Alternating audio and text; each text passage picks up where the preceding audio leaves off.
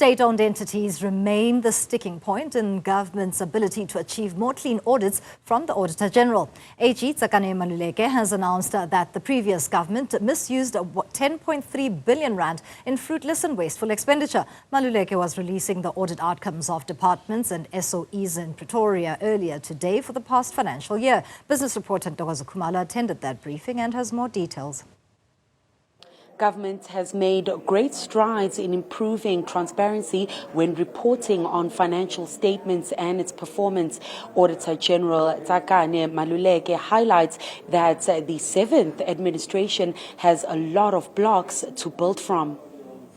What that tells us is that there are a number of institutions across the country that have mastered the art of remaining in the clean audit zone. They've mastered the key disciplines that make for good financial management, for good performance management and reporting, as well as for complying with the rule of law.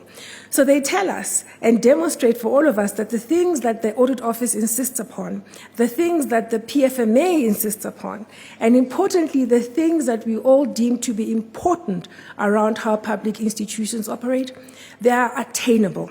They're not just desirable, they are indeed attainable, and one can maintain that status.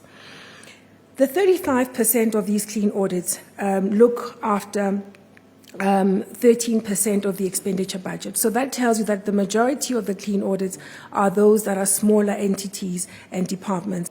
However, she did caution that some key departments such as health and human settlements are showing improvements at a much slower rate, something that the 7th administration must pay attention to.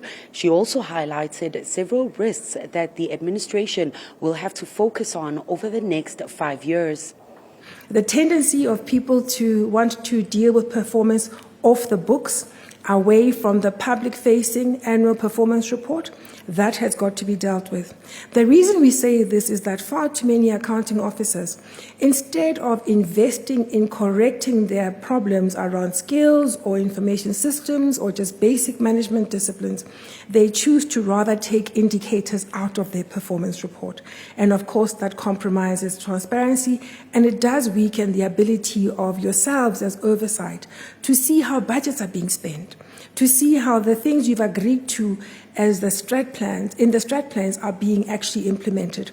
It does also compromise the ability of oversight to report to citizens on how their needs are being met.